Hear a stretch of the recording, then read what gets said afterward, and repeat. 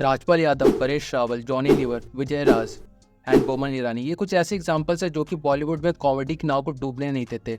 लेकिन इन दी एंड बात बस इतनी सी रह जाती है कि they mostly work as a supporting actor, which is not wrong.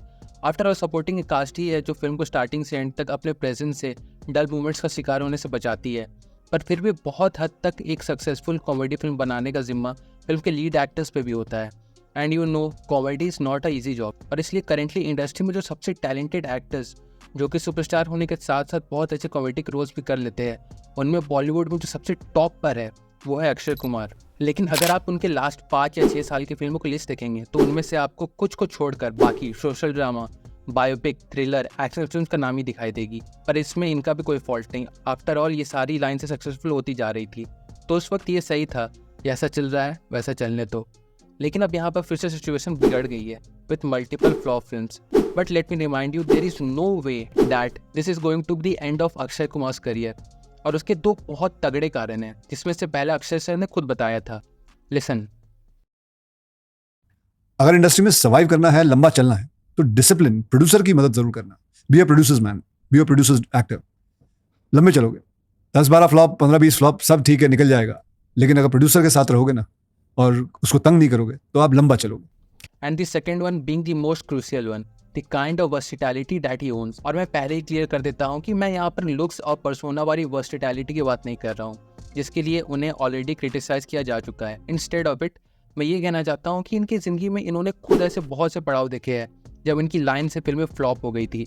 And in the and जिस चीज़ ने इनकी डूबती नाव को बचाया था वो थी इनकी कॉमेडिक टाइमिंग, जो कि इन्होंने स्टार्टिंग फ्रॉम इस करियर से करना शुरू कर दिया था।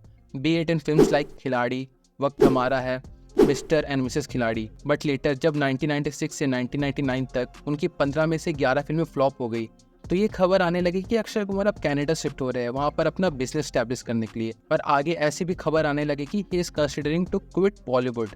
बट उन्होंने ये डिसीजन बाद में लिया था, और इससे पहले उन्होंने 2 और फिल्मों की शूटिंग कंप्लीट कर ली थी। And when he was on the verge of leaving Bollywood कि तभी एंट्री हुई इंडियन सिनेमा की one of the biggest cult classic movie Hera Pheri की। Sorry sir. इसने सक्सेसफुल होकर वापस से अक्षय कुमार को री इंट्रोड्यूस कर दिया। And we all know the nostalgia this film carries. और आज के वक्त में शायद ही कोई ऐसा बंदा होगा जो मीम वर्ल्ड में इस फिल्म का इन्फ्लुएंस ना जानता हो। और फिर इस सक्सेसफुल फिल्म के बाद इन्होंने अपना ज़्यादा फोकस कॉमेडी फिल्म पर ही रखा, और आगे हमें आवारा पागल दीवाना, मुझसे शादी करोगी, गरम मसाला, दीवाने हुए पागल, फिर हेरा फेरी, भागम भाग, hey baby, Bhool Bhulaiyaa, welcome, Singh is king, Chandni Chowk to China, Kambakkht Ishq, they Dana Dan, Housefull series, खट्टा मीठा, और ऐसी अनगिनत फिल्मों में शुमार होने के बाद इन्हें एसटी कॉमेडी लेजेंड के तौर पर भी एडमायर करने लगे लोग। और एक चीज़ पर तो मैं शर्त लगा सकता हूँ, बोली लगा सकता हूँ, जितनी बड़ी फैन फॉलोइंग और इन्फ्लुएंस अक्षय कुमार सर की मीम्स और मीमर्स के बीच है, it is next to impossible to reach for any other actor.